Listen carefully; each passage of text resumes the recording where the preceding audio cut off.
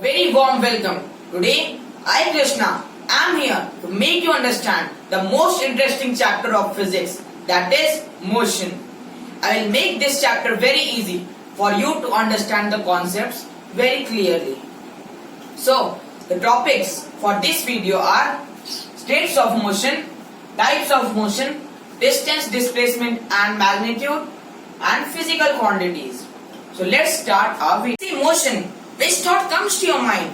You think that when I walk, I am in motion. When I cycle, I am in motion. And when I move my hands are in motion.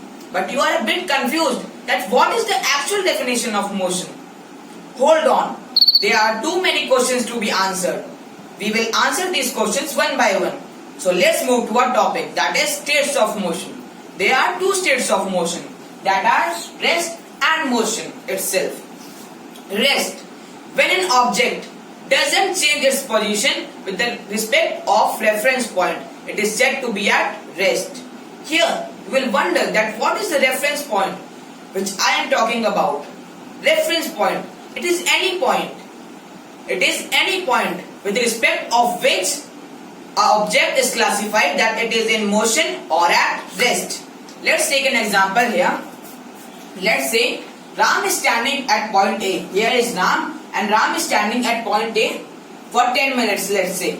And we will treat point A as the reference point here. Because point A is the observer of Ram. That Ram is not doing any movement. Or he is in motion. So Ram is in rest. Now our other term is motion. Motion is basically the opposite of rest. So we can define it as when an object changes its position with respect to the reference point, it is said to be in motion. Let's take the same example here. Now Ram was standing at point A. Now he wants to move from point A to point B here. And the reference point, that is the point A, is observing the movement of Ram from point A to point B. So we can say that Ram is in motion when he moves from point A to point B. So have you understood this topic? So let's move to our next topic. Topic is types of motion. There are two types of motion. These are uniform motion and non-uniform motion. Our first topic is uniform motion. When an object covers equal distance in equal interval of time, then it is said to be in uniform motion. Let's take an example here. Let's say this is a car and it is moving at a constant speed of 5 km per hour. If you will check 1 hour later, then also its speed will be 5 km per hour, and if you will see 5 hours later, then also its speed will be constant. That's why this car is now in uniform motion. And in between a speed breaker came. So the car decreases its speed to 3 km per hour. It applies its brake to 3 km per hour. And now when a sudden decrease or increase takes place in a constant speed, then it is said to be a non-uniform motion. So now this car becomes in a non-uniform motion. Understood? So let's move to our next topic. The topic is distance, displacement and magnitude. And the first term is distance. It is the actual path covered by a body in a certain place. Let's take an example to make you understand the concepts of distance, displacement and magnitude. Let's see the example. Here, Ram is standing at point A and he wants to go to point B. He has several ways to go through. He can go from this semicircular way, he can go from this zigzag way or the straight way, which is 5 meters. Now, Ram chooses this semicircular way, which is 7 meters long, and he wants, and I told in the definition that it is the actual path covered. Distance is the actual path covered by a body. So here the actual path covered is this 7 meter semicircular way. So it will be the distance travelled by Ram. Understood? But what will be the displacement here? Displacement is the shortest distance from the initial point. Here the initial point is this A point and the final point is this B point. So displacement is the shortest distance from the initial point to the final point, and always the shortest distance is the straight line distance. It is the air distance, or mathematically it is the perpendicular distance from point to the final point. Understood? So here in the example, the shortest way is this straight way. So it will be the displacement of this example. Understood? Now let's take another case that Ram wants to go back to point A. He was gone to point B by this semicircular way, and now he wants to come back to point A with this shortcut way, that is the straight line way.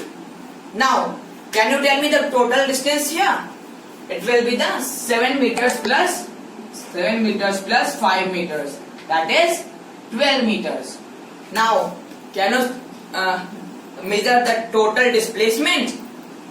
I told you in the definition that it is the shortest distance from the initial point to the final point. Here the initial point also becomes point A and the final point also becomes point A. So when a point becomes both initial and the final points, then the displacement is always 0. So the displacement will be 0 meters or kilometers or centimeters. In this example it will be 0 meters. Understood?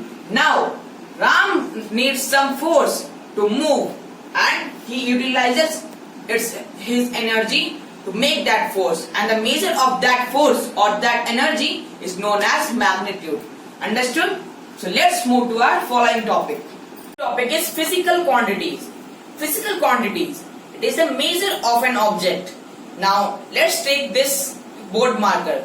Is this a physical quantity? No, because we need a proper measurement to consider this as a physical quantity. Let's say the length of this marker is 5 centimeters. So 5 centimeter will be the physical quantity, or we can say the weight as 2 grams. So the 2 gram will be the physical quantities. So there are two types of physical quantity, that are scalar quantity and vector quantity. I will make you define these both terms with a simple example. Let's say you are standing at point A, and I told you that you have to move 50 kilometers from your way to find a treasure hidden. So you can move any way. You can move north, west, east or south. You can move any way. I have only given you the distance, that is 50 kilometers. So when an object, here the object is you, when an object is given with only one dimensional figure, that is the distance or the magnitude, then the object is said to be a scalar quantity. Understood? And now I told you that you have to go 50 kilometers north.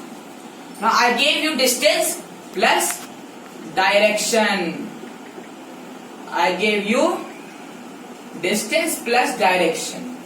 So when an object is given with two-dimensional figures, then the object is said to be a vector quantity. Understood? Now I will give you a simple trick to memorize the one example of each. The trick is S for speed,